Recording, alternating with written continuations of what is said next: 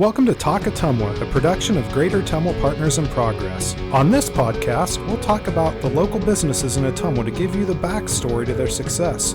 We'll also talk about the economic initiatives that are driving the progress of the community, and we'll talk about the issues that the community faces and much more. So stick around and let's talk Ottumwa. Hey everyone, and welcome to Talk Ottumwa. And today we have with us the local jobs and workforce expert, the executive director of the South Central Iowa Workforce Development Board, Krista Tedrow. Welcome, Krista.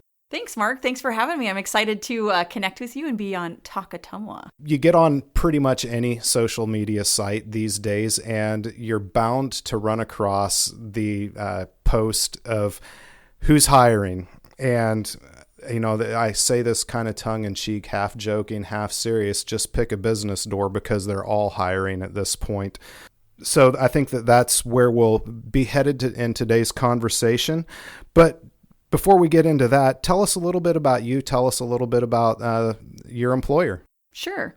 So I am a native from Ottumwa. Both of my parents were around this area. I was born here. I also kind of come from a background. My parents struggled a little bit with drug and alcohol abuse. We have that here in Ottumwa, some of that. And they made some poor choices. I ended up in foster care for a bit, moved around a little bit. Then I left. Thought I was going to leave Ottumwa. I used to say I hate Ottumwa. I used to say stuff like that. I'm so sad I say it. Used to say those things, but I don't. I absolutely love Ottumwa. So I relocated back and wanted to kind of help kids who had experiences like mine. So I started out working at Job Corps. We have the Ottumwa Job Corps, number one job corps in the nation. And then got the opportunity to do more workforce things around the nation. And recently, so about a year and a half, almost 2 years ago, I started in my role as the South Central Iowa Local Workforce Development Board Executive Director, longest name ever. And Iowa, just a little background, is going through a transition process the last couple of years where we used to have 16 workforce areas, and those went down to 9 areas. So my employer is the Local Workforce Board, and we have 19 members, and of that, 51% are business. And then we have economic development and chamber, and then we partner. So basically, we oversee the Iowa Work Centers and are responsible for aligning the workforce system in a local area. So that is a little bit about me and who I work for. Awesome. When we talk about economic development, which is really one of the key things that we'll be talking about on this podcast, obviously we talk about homes. That's been one episode of this podcast. Childcare is one that'll be coming up here in the future. But the one that people really feel is jobs. Everybody is talking about jobs. The people who are unemployed, the people who are working that are looking for a new job, or they have to absorb the labors from people that aren't in their particular business, and the businesses that are looking for employees. So if we want to talk about what really is economic development, we really can't have that conversation unless we talk about the workforce in the area. And the other thing that really is important is when we hear people talk about how we need more retail business here in town, we need more industrial business here in town, that's going to be really impossible or hard at the very least without having the conversation of where our workforce is. So where are we in Wapello County for our workers? So I would say, again, you talk to any employer, and this is true of the folks you serve. They're like, some would say 200 employees right now. Some would say 15 employees based on how large their company is.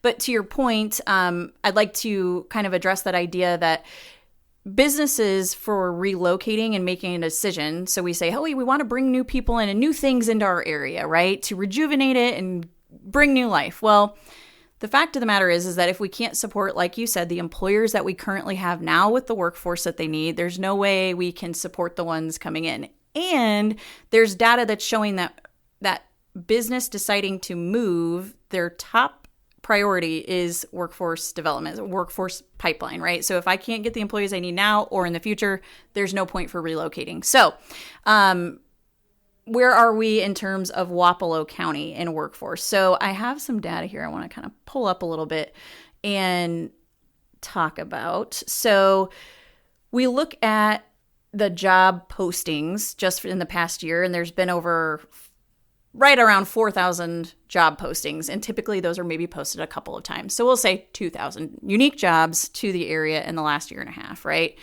We know we've had tremendous turnover, things like that. Who are the top employers and who are we hiring? That would be JBS, that would be Dr. Pepper Keurig, Good Sam, Indian Hills, the Ottumwa Community School District, John Deere, Hy-Vee. So we have some employers that are definitely looking for workers and in the industries around education, manufacturing, healthcare, right? And our area as a board, we cover 14 counties. So Wapello is one of those, but that's consistent with saying manufacturing, healthcare, and education is the shortage that we're seeing in those 14 areas and more broadly kind of as a state as well. And again, our employers don't have the workforce they need. And that's where's the question? Where did the workforce go? That was going to be one of my questions, because I know from a prior life that I was in, we definitely saw a difference in the employee base pre-COVID and post-COVID. We couldn't keep the applications off of our desk pre-COVID. Post-COVID, we couldn't get the applications on our desk. So what did happen?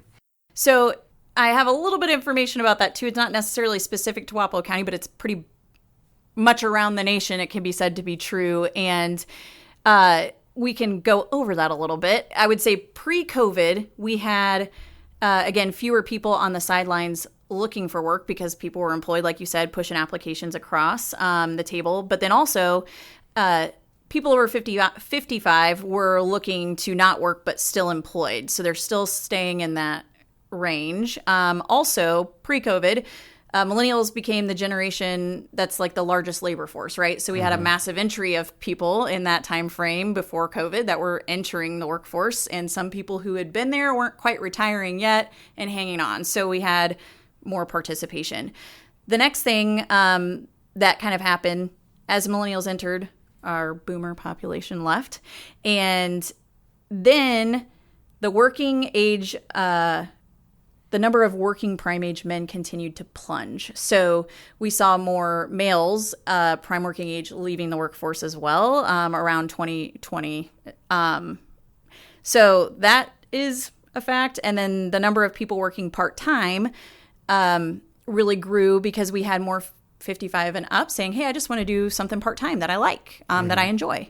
So we saw that. Now in the current labor crisis, so that's pre-COVID you talked about, I feel like we had not only like a storm, but it was more like a hurricane and a storm and an earthquake and a tornado, kind of like Derecha, right? Like this craziness that has happened. And there's kind of 5 key issues. Number one issue right now with our current labor force is that the labor force participation obviously needs to improve, right? We go back to 55 and plus. There was folks that looked at retiring, but they were kind of hanging out. They left much sooner than what we anticipated. And millions are continuing to stay out of the labor force, right? Now, there's different reasons for that. If you tap into, you can't work full time, or your retirement stuff can be challenged. So there's different policy and advocacy that could be done to address some of that. And I know that nationally that's being looked at. But again, we have a huge skilled, experienced workforce that is no longer here. And then our population growth, we're trying to chase it, right? So we pretty much need, as a nation, 3.4 million more people in the labor force to recover pre-COVID, right? Right. With that, in addition to that, there's more people that the labor force needs to bring back, and that would be almost 530,000 more in addition, just to stay with the population trend of the people who are exiting. We need to birth more people, so we have a problem with. So that's a great solution 20 years from now. So that really brings up a great question, though. with over 3 million people that we need to have enter the workforce now, that becomes a pretty unique problem, not just for Wapello County, obviously, but for the entire nation. How do we solve that problem? Because, there's the movement in many circles in this country, we need to bring jobs back to the United States. And at the same time, there are several people saying we need to close off borders and be more self-reliant. But if we don't have the workers for this country to sustain itself, we kind of get ourselves in a little bit of a box there. Is that accurate? Absolutely. You are absolutely right. And I was at a conference, as you were in Vegas, not the same one, so we'll have to maybe check out one at the same time. But they were talking about just this issue specifically. And so there's a few reasons why we're not recovering, and immigration is a piece of that. And that's essentially kind of what we're talking about here. And so I'm going to pull a little bit of that up right now. Immigration is bouncing back, but there's a significant deficit in that. So we're actually missing about 2 million immigrants in the workforce prior COVID to now. So what happened? Did they just go back to their home countries? That's a great question, and I don't have data to support that fully, but some of them were of working age, some of them were not, some of them have retired, some of them, some have gone back, but we also look at the international enrollment for immigration students, that's almost 30% lower than COVID. So we didn't have people coming in to learn and be educated as well. So that's a component. And if we kind of look at, I'm going to give you some numbers here, average immigration over the years. So from in the 90s, we had about 977,000, then we had 1 million, and then in 2000s, and then 2010 to 2020, we had 1 million, a little over 1 million, and now we're down at 638. So the numbers are definitely declining. COVID had a lot to do with that too, right? Closing borders and such. But I do believe that if we focus on immigration as an opportunity to recover our labor crisis for some of the lower skilled jobs, those entry level jobs, and with that, job openings, I think, have really soared, and specifically to our lower skilled industries where you can come in and learn those technical skills, get in on a job and be able to work. So that's our production. And we have a lot of manufacturing and production in our area, right? Those are some of our top employers. So another interesting fact is 1 out of 4 construction and farming maintenance workers is foreign born. So that's true around the nation and locally. And then 1 out of every 5 manufacturing workers is foreign born. So when we look at that, we also think about healthcare relies pretty heavily on immigration as well. And nationally, 1 out of every 4 physicians is a surgeon, 1 out of every 5 nurses, and 1 out of every 4 health aides. So we look at that, and really that is pretty significant. So if we look at that again by occupation, 28% of the workforce that is a physician, that's immigrant. Then it just kind of list goes down from there. So we already rely heavily on immigration. I don't think people realize it or are seeing it like that. So you mentioned something really interesting, and you said it a couple of different times, either specific skilled or lower skilled. And this has always been interesting to me. Over the last 20 years, and probably 20 years predating that, the mantra in this country was always, if you want to have a good job, if you want to have a successful life, you've got to go to school, you've got to get a bachelor's degree, you've got to get a master's degree. And we have now, as a result of that, we have a whole lot of people with bachelor's degrees, master's degrees, but we don't have a lot of positions that are specific to what those degrees are. What we do have a big gap in now is people who are specific job certificate type programs like welders, laser robotics techs, things like that. Do you see a huge gap in those particular jobs and being able to match them up with workers? So I think I pulled some interesting data here too, and the crew can't see what we're looking at, but I can post some of these reports and send you links so people can look at all of this. And basically what we see is, Mark, I'm showing Mark, audience, we can see that this is what in 2020 was required to have certain credentials as compared to now. And that's shrunk significantly. So what we're seeing is businesses are saying, we'll train our own, right? We'll find a way to skill workers. So yes, we should be producing the skilled workers that are needed for a local area through whether that be Job Corps, local community colleges, our high schools that have career and tech academies. And they, I believe our institutions are doing a pretty good job of getting us there, but there's still a lot of room for improvement for these shorter term, right? We need a fix now. I'll take Zena Boyd was JBS said I would take 200 workers today if I could, right? So what I would say to that is we've got to start looking at alternative pathways, whether it be apprenticeship or using Indian Hills has customized education solutions where you can do a 12-week course and get the skills you need, and they can work with a business to design that specific to those needs. So I think that there's opportunities to support where you don't have to go to school for 2 years. You don't need to be going into debt. There's other alternative career pathways that can be provided. Another thing, if we go back to immigration, and we've been working with Marshall County, so we work with Marshalltown, and they were hit really bad, right, with derecho, all this stuff going on. They have a JBS there. We have a JBS here. So we've been working on actually getting the skills training needed translated into the top 5 to 6 languages so that folks can come on and they can learn in their own native tongue. Oh, awesome. In addition to learning English, right? So both and. So again, those on-ramps, it's not just one way. I think it's whatever way we can make work is what we have to do. Have you seen any other, from a worker's side of this coin, have you seen any barriers in the current economy for workers actually being able to get into the workforce? Sure. So definitely see different barriers, right? So one of those, childcare, huge challenge that has even prohibited me from doing a few things because I didn't have dependable, reliable, affordable childcare. So that's one issue. Another issue might be we're in a rural area, right? So transportation can become a challenge. You talked about it earlier, housing. If we don't have houses for people to live, to be able to work and all the things. So as we talk about economic development, and you said it earlier, workforce development, they have to go together, right? Because we need to be able to skill workers, but if we don't have a place for them to live and a community to be a part of. Right. And I think that that's really one of the things that maybe the community as a whole, maybe there have been people that have talked about this for a while now, but the community as a whole, we have missed out on that intermingling of all of those components, and how do we tackle all of them at the same time, because you can't just hit one without the other. They won't work if you don't do everything together.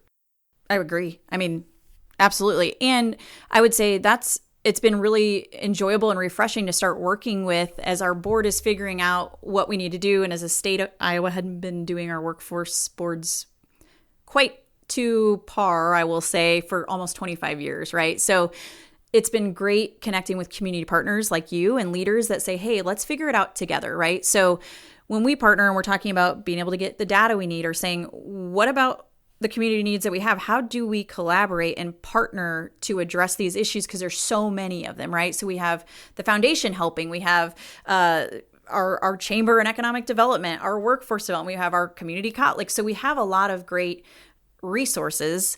It's figuring out how do we align those and tackle these problems together, right? Right. So I agree. How do you see, and I'm going to throw a little bit of a oddball question at you. How do you see from the workforce side some of the social issues that we've seen in Wapello County specifically? Obviously, I'm pointing towards substance abuse and mental health as being a barrier to being able to get into the workforce.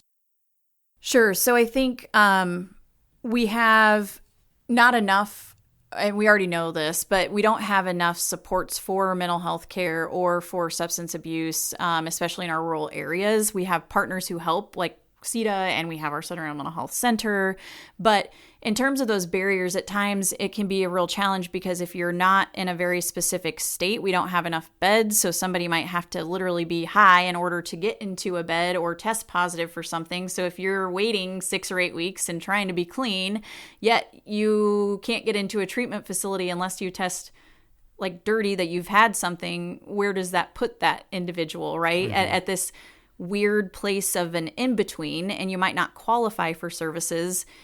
And so I think that some of the challenges stem from we don't have the capacity, especially in rural areas, to really serve the need of what we have. And that goes back to some state and federal legislation and funding to support the services that are needed.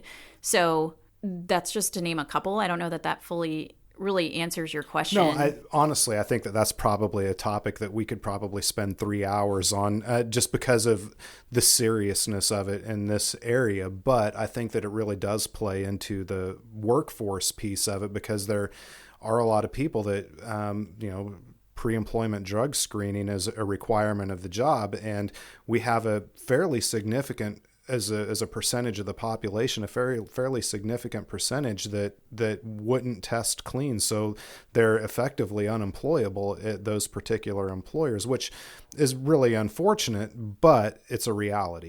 Right. And I think, like you said, there are things that can be done, right? Our state was a leading state to check the box, right? Get rid of the box for if you were a past felon, you don't have to check a box anymore. So there's some companies that are doing that. So my biological dad, I met him for the first time a couple of years ago, and he was looking for work. Our offices for Iowa workforce were closed down, and he'd been trying to figure out what he could do to get to work. And essentially, we have employers like JBS that are meeting people where they are and giving them opportunities, right? So I think it is part of an employer's responsibility to say, what else can I do to tap into some of these demographics or what I'll call the hidden workforce to engage, whether that be an immigrant or some individuals with disabilities or reentering society. Also, I heard the term the other day, Mark, new Americans. And I really liked that versus immigrant. It's a new American. They're new to America. And I really liked that verbiage. So I want to start using it. Anyway, so there's these different demographics that we can really be engaging and supporting if we think about things a little differently. It's interesting that you bring that up because I was just at a conference a week and a half ago, and one of the seminars that I attended was specific to felons being reintroduced into the workplace. And I think the number that they gave was like 6,000 felons. 600,000 enter back into the workforce every year or released. Yeah. Yep. So, and we have done a terrible job as a nation, quite honestly, of the old adage of you've paid your debt to society. Well, we have not practiced what we've preached as a society. So we let folks out of prison and we immediately put a scarlet letter on them, and they continue to pay the price for the crime that they already served the time for. And it's really hard for them to get a good job that they can actually survive and support a family on, which really leads to recidivism. So that's an area I think that probably employers, like you said, could really tap into a market that hasn't been tapped into. And what is being done at the state level to tackle that issue? Sure. So I appreciate you for bringing that up. And I just bought a T-shirt the other day that said, like, bail out people, not corporations. So and something being so near and dear to my heart, right? At a state level, I will say Department of Corrections, Iowa Workforce Development are piloting some programs for reentry services. There are teams designed specifically to support and go in and do that technical training while an individual is still incarcerated. So doing some of that skills training prior to the individual leaving and trying to set up apprenticeships with businesses who will hire those individuals. So at a state level, there's some projects that are happening and pilots. I think at a local level, there's things we can do and are doing. For example, Indian Hills partnered with, oh my gosh, the business is escaping me. Of course it would right now, but basically working with the judicial aid, the district there with the halfway house saying, how can we do a 8 to 12 week welding program and make sure that we can get folks to work, right? So they trained folks. Which is truly one of the biggest needs we have in this area. That's exactly right. So there are some things being done. I think it's figuring out how do we scale those opportunities and get the word out about and tell our story. So yeah, because one of the things that I took away was Newton, their facility. They have people that are doing construction, building homes. They're coming out of jail, prison, whatever word you prefer to use. They're coming out of there very skilled tradesmen, and here they are on the streets. Half of them are unemployed because nobody wants to give them a chance, and they're very skilled workers. Right. And I think that's something, again, locally, how are we designing our community and our systems to really holistically support individuals regardless of where they're at? So meeting people where they are and helping them get where they need to go, right? So, as a community and as leaders in economic development and workforce development, what are we doing to help lead the transformation and design systems to support individuals that are kind of in the margins, right? So I think that there's more opportunities for us to really lead efforts in that work. One of the things that, and shifting gears here just a little bit, that was a topic well before COVID ever hit, was obviously the national minimum wage was $7.25 an hour. And there was a big push going all the way up to COVID. The living wage, I think the last Alice report that I read was like $10.10 in Wapello County, somewhere in that neighborhood. But there was that big push to raise that, and at the state level, it never went through. At the federal level, it never went through. Then COVID, in all of its disasters, changed one thing for the better. We come out of COVID, and all of a sudden, workers have a little bit of power that they never had before. That didn't translate to the legislature, obviously, but a lot of businesses noticed that if they really wanted employees to come back, they were going to have to raise their wages. Have you seen any effect at the workforce level of people raising or trying to hold firm on the wages that they had pre-COVID? Sure. So I would say, we see, and this is what I'm hearing from employers too, is that they're needing to raise that wage to be competitive because we see some folks jumping ship to go work at somewhere else for $1 or $2 more. And so there's definitely some of that impacting what's going on. Again, we have a massive shortage in childcare workers because there's openings in Ottumwa for slots for kids to go into, but there's nobody to fill the role to teach or oversee the child, right? So when I'm making $10.15 an hour, $10.15 an hour, but I can go over to McDonald's and make $18 to $20 an hour potentially, where am I going to go, right? So I suppose, yes, to your answer, we've seen that impact and we see it all over. You can go to Walmart and I think it's like $15 to $17 an hour just to be a greeter, right? Right. So I feel like, what can businesses do about that? Like how are they getting creative? How are we supporting businesses to get creative? And are you able to offer childcare stipends? Are you able to offer, so if you can't pay that wage or you're not able to, what other things are you doing to incentivize someone to come work for you? Right. So, I don't know if that really fully answers your question. Well, just to piggyback off of that, though, something that you just said, the other things that employers are doing, I think that we've seen a shift in what used to be the standard operating procedure, for lack of better words, of what the normal work week looked like for employers. And that shifted a little bit as well on top of the wages.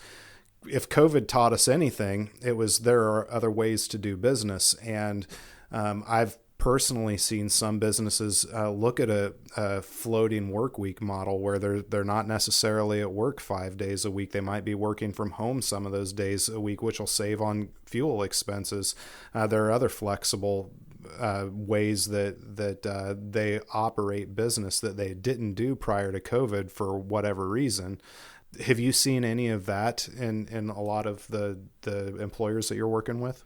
So Absolutely. We have seen opportunities for, a flexed work week or some remote work. I know that employers are also incentivizing in different ways, right? So there's employers, again, I'll go to JBS just because I was fascinated when I went there, how many in-house supports they've brought in. They are helping people be able to get financial access to get a house. They're helping folks be able to apply for a car loan. They have mental health on site. We have more employers. River Hills is a great community partner, and more employers providing on-site mental health needs, right? Or mental health care. So I think that employers are definitely looking at and implementing different strategies to really support that worker in a more holistic way.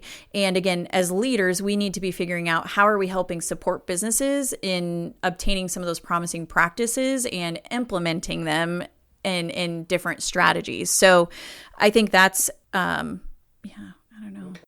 So we've talked about, where we came from, at least pre-COVID. We've talked about some of the challenges that we have, both in population that's not here and the population that's in the county already. Where do we go from here? Because it seems like if I were the average listener listening to this podcast right now, I'd be saying, oh my God, this is a very dire situation we have. But I see personally the opposite. I see a lot of opportunity for us, but how do we cross that bridge and get to the sustained workforce that's going to carry us through for the next 20 years? Absolutely. So I love that. Yes, it's like, oh my gosh, but yes, there is hope, right? And I think desperation calls for innovation. And I think that's a point in time that we're at. We have new opportunity to do automation and robots, and people be freaked out. Oh, that will lose jobs. No. If we can automate jobs, we can skill people up, and now they're more skilled and they're going to be able to have a college that trains it. Absolutely. So, and that's one of the things is aligning our education programs to the needs of the local economy, right? So part of our board's responsibility in our great legislation is to design career pathways to support individuals and youth to know what's available locally, right? So we're working with Ottumwa High School right now. We went in and looked at their what kids get when they go in and they're supposed to be registering for classes. So they get this like 70-page document that has lots of class information about it, and then they're supposed to fill this out with their counselors. We know counselors have 400 kids per caseload, so it's kind of a enormous amount to try to serve. So we said, students, what do you think? What do you want to see, right? We're designing career pathways based on the industry, looking at the local labor market data and saying, okay, for construction, for example, here's the classes that you can take at school. These are the ones at Ottumwa. Here's the ones at Indian Hills that you can get credit for. And we can look at apprenticeship opportunities, right? Here's the industry recognized credentials you get. And then these are the types of wages and jobs that will lead to. So we're going through industry by healthcare, manufacturing, and looking at how do we align these so that that student has a good, clear way to look at what's available instead of a large giant book with a bunch of words, right? Mm-hmm. And then also getting clear with the employer, when can you start working with this student, right? Is it in 10th grade? Is it 12th? Is it half a day? Is it only 2 hours a day? Like, what does that look like?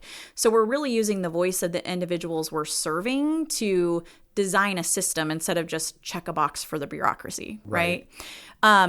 So I feel a little like a politician. I went a little everywhere with that response. And so I don't know that I fully really answered the question. No, but I think it's really a good start because, again, I'm one of those people that really feels like the United States as a whole kind of did a disservice to its citizens 20, 30 years ago by saying the only way that you can succeed in life is to go to college.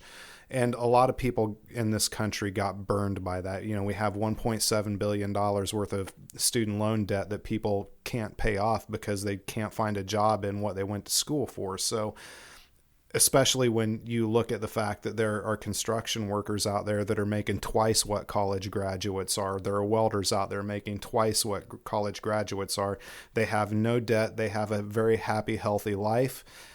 And it's good to see that corner has been turned and that the school district, the workforce board are recognizing that. And quite honestly, for the students' perspective, it really gives them an opportunity to do what maybe they feel like is a passion in life, as opposed to what they feel like society wants them to do.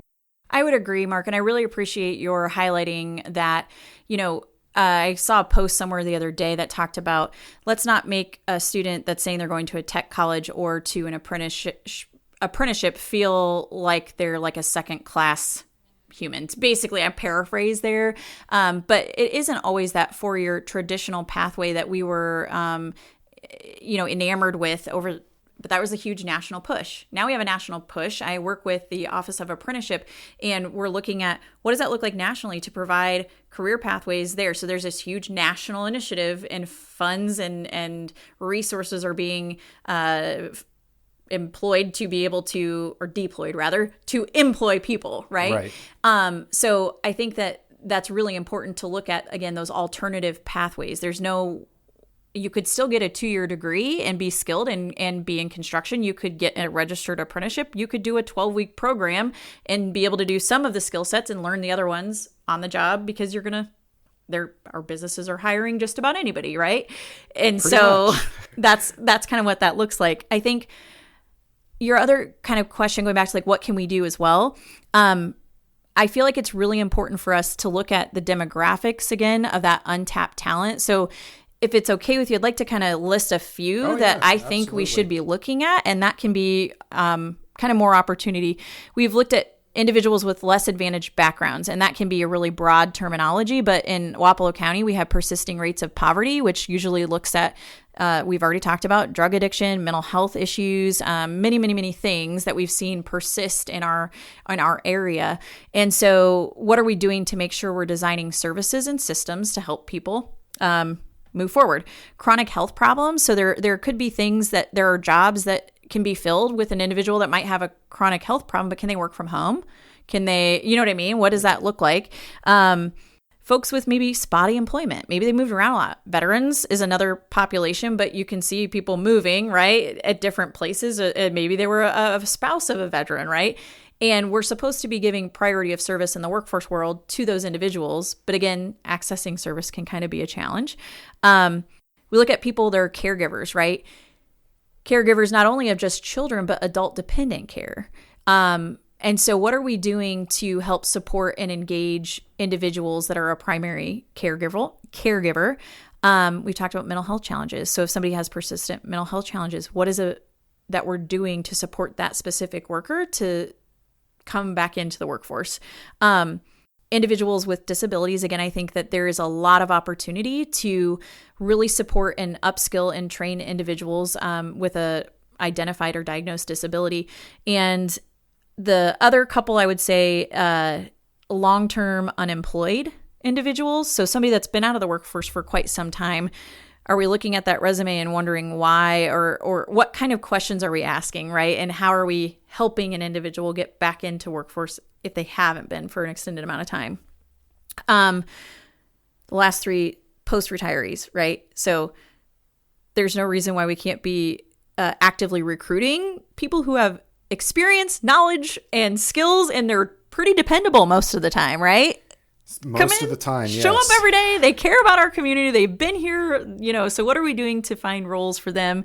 And then again, our substance abuse history, if you have a history of that, and then if we have ex-offenders or reentry population, really, what are we doing to design programs around specific demographics that we know need to be employed because they're kind of draining the system otherwise, right? Supporting, well, let's get them some self-sufficiency skills. Let's get them some of the skills they need and supports they need in order to be able to have that dignified opportunity to work, right? Right. And obviously, there's a complication in some of these. They're not mutually exclusive most of the time. There's multiple factors. You might have someone that has a mental or physical disability that's also a felon, that's also a drug addict. So there are multiple layers to some of these folks as well. So it's not just the thing you hear on the streets quite often is they just need to pull themselves up by the bootstraps, which is really an annoying, and at least in my mind, an annoying thing. Some people don't have bootstraps because they were never given bootstraps as Absolutely. a child. So how do we, to use your words, how do we meet them where they're at and help bring them along? Because that's not necessarily something that they've ever been taught or given the opportunity to do in life.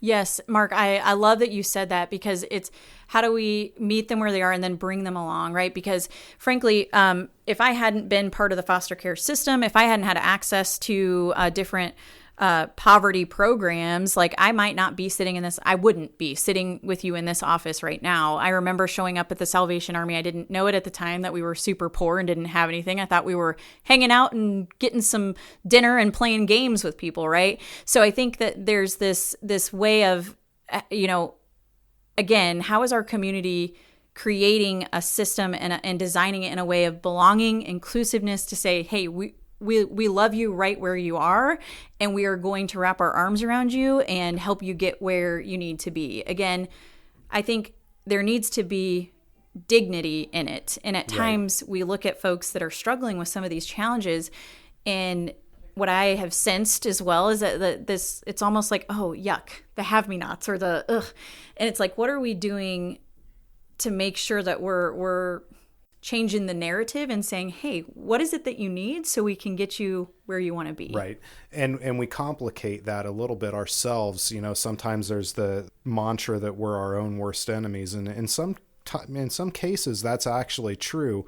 When we paint ourselves as, one side of the town is better than the other, or one community school is better than the other, or you don't want to hang out with this family because they're bad news, or whatever it is. We kind of paint ourselves in that corner, and it's hard as a community to get out of that, because that stuff becomes generational. And whether it's the poverty that's generational or the hatred is generational, both of them just pass themselves on. And then you not only have to deal with it today, but you've got to deal with it 10 years from now also. Mark, I agree 100% with what you're saying. And again, at the beginning, I kind of said, hey, I used to say I hate Ottumwa, right? And then I would be out in other areas and people would be like, oh, it's Ottumwa, which I hate that now. But it's like, what are we doing as a community to empower and uplift and love our community, right? When I was over at the middle school with some of your folks here, Shay and Christy, and talking about leadership with some young folks, they asked, like, what's the most thing you're proud of? And I said, I was most proud of making the decision to move back to Ottumwa. I absolutely love Ottumwa. And I think there's a narrative that we have to start shifting, not only about the individuals that might have some of the challenges we've talked about, but the challenges that we've faced as a community, where we've been kind of the black dot on the map for a lot of different reasons, right? And I'm ready to shift that narrative and be a bright spot on the map to say that we can be a resource to other communities, because we have leaders like you and me and others in our community that are saying, we know we need to do things different, and we're willing to do and try something different to really bring us along as a, when one tide, what is the saying? The high tide rises all ships. Yes, exactly. But, it's interesting to me, because there have been so many, especially in the last 3 or 4 years, there have been a lot of good things that have happened in this community. We've been getting recognized from the state, from the national Main Street for the work that we've done here. Our community college is one of the best in the nation for several programs. Our Job Corps is the best in the nation. These are all facts, and we need to quit talking so loudly about some of these other things and start talking about the things that are awesome in this community, which really kind of leads us back to the beginning of this conversation. If we start talking about all those things that are awesome in this community, people will want to live here, which builds the workforce up. So I guess my final words are, let's start talking about the community. Let's start building people up. Let's start doing what we need to do to get people to move here. Absolutely, Mark. And I love that you said that. And I think it's a both and approach. Let's start talking about all the good stuff and telling our story, which I love. Talk Ottumwa, like that's so great. And then in addition to that, let's start systemically addressing the problems and the challenges. Instead of just talking about them, let's do something about it. And like you said, we have initiatives like the housing initiative where we're trying to get 500 houses in, you know what I mean? There's things that we are doing. And instead of talking about stuff, let's address the challenges and do the work. And then let's talk and tell our story about the amazing stuff that's being done from the work that has. So absolutely love this. Cool. Thanks for having me. Well, thank you for coming in. It's been a pleasure. And if anybody needs to contact you, be it business or even somebody that's listening that's struggling to get a job, how do they get a hold of you? Absolutely. So you can type in South Central Iowa Workforce Board. Also, I work with our local workforce offices. So any of those Iowa work centers that you see, absolutely connect there. And then I'll send some links as well for this podcast as well. So you can just click in, I would hope, or share them on, I don't know how that works. We'll figure that out. We'll get it. Yeah. Awesome. Well, thank you. And thanks everybody for listening to Talk Ottumwa, and look forward to bringing you another exciting episode soon.